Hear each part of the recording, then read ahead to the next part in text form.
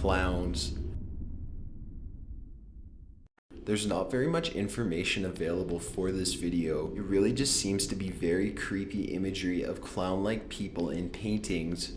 At one point in the clip, a saw is whirling on screen and goes down towards some type of doll. The scene cuts off just before the saw makes contact, and then this demented clownish figure stares into the camera in silence for a good minute at least.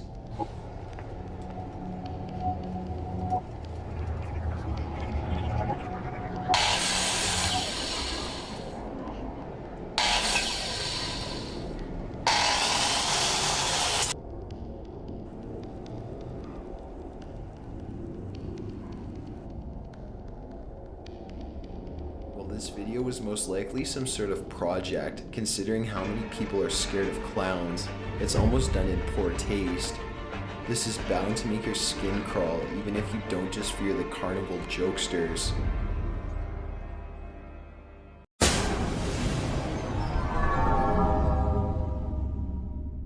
Sewer Toll.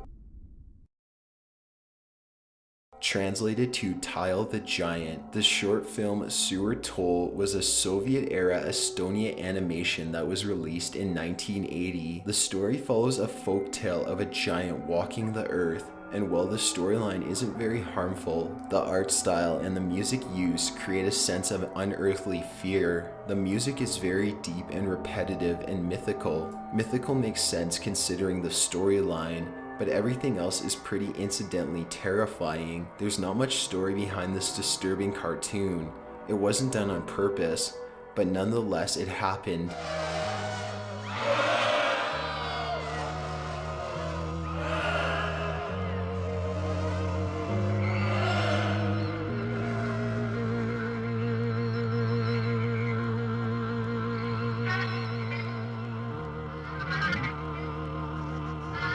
It was actually so strange that an Estonian metal band named Metsätoll used some of the scenes from the cartoon in a music video of theirs. This is something you probably shouldn't watch at 3 a.m. with no sleep, but you're going to do it anyways.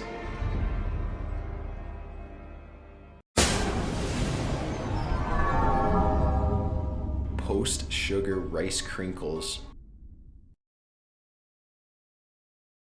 This is, for some reason, a fan favorite in the horror community. It's really just your average everyday cereal commercial, but Kringles the Clown makes it 10 times more terrifying than it has to be.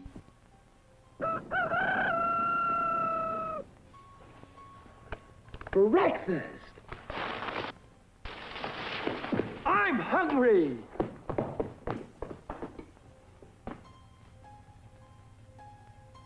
Take it from Kringles. That's me. The best breakfast under the big top is post-sugar rice Kringles. So crinkly, so delicious, so different. Each grain of rice in sugar rice Kringles is crinkled with honey and sugar. It's so good, I crinkle every time I eat it. Yep, no matter what other rice cereal you've ever tried, you'll love post-sugar rice Kringles best of all. Honey and sugar make it different and wonderful. A circus of fun to eat. So you crinkle on down to the store for post-sugar rice Kringles, the greatest cereal treat on earth. We'd like to believe it's just because of the vintage quality of the footage, but honestly, this clown would probably be creepier in full quality, full color HD. Clowns have always been a very scary thing for strange psychological reasons, and this one is at the top of that list of overly happy, way too in-your-face clowns. Can you imagine being a kid and walking up to see this guy promoting your favorite cereal? There are also a lot of versions of the same commercial with slowed or distorted audio that look like home videos from hell.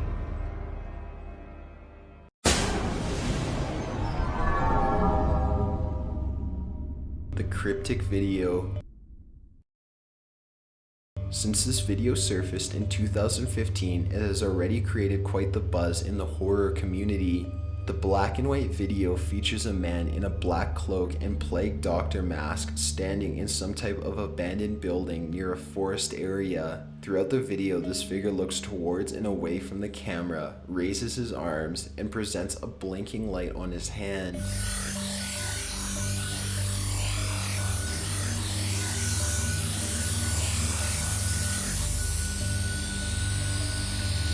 This video has been found to be literally packed full of hidden messages and riddles.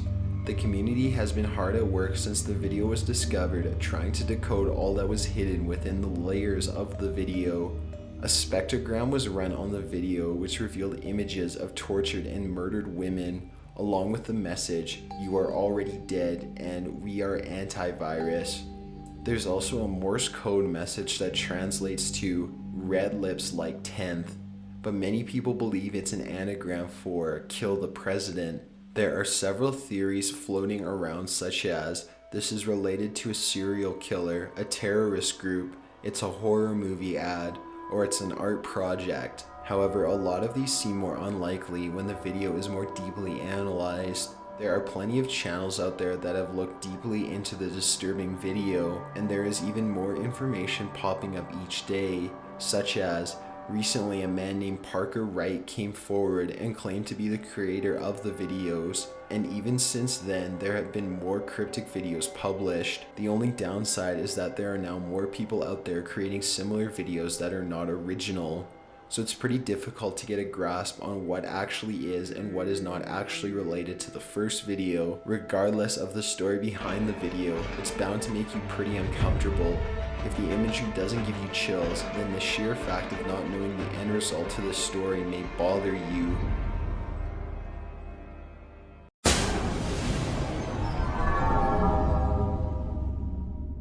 Lynn Ann. This woman has actually made quite a name for herself recently. Even though her videos have been up for about a year, she has really only entered the spotlight in the past 6 months or less. Lynn Ann is this YouTuber who seems to be about 35 at least, who makes webcam videos mostly surrounding her obsession with Eric Harris, one of the 2 Columbine shooters. One of the biggest reasons we are urged to not allow mass murders or serial killers into the news too often is for this exact reason. We get these batches of people totally obsessed and blinded by their apparent fame that they forgot they killed numerous people. Or even worse, they're fully aware of that and glorify it. Lynn Ann's videos aren't that bad as far as glorifying Harris goes. They're mostly just creepy because of the way they're filmed and the way she talks. She stares right into the camera with a huge unnerving smile and says, "Eric Harris rocks my world. Eric Harris rocks my world. Eric Harris rocks my world. Forever and ever and ever."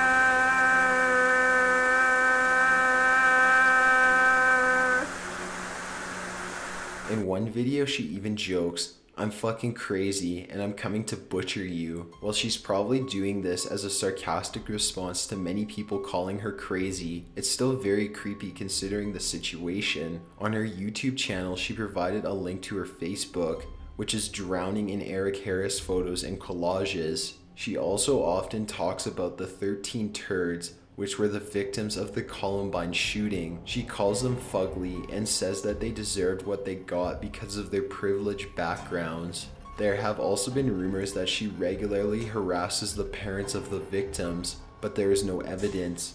She even gets into Facebook disputes with other Eric Harris fans. Yes, there are more. Many people have messaged her, and it's likely she will reply. She expresses her obsession with Eric is based on their similar past and psychological issues. She says she has been doing research on the shootings since they happened in '99, and out of the 2, Dylan and Eric, she feels Eric was a kinder person who felt more deeply than Dylan. While her actions should in no way be condoned, it's very clear she is suffering from deep psychological issues at the very least.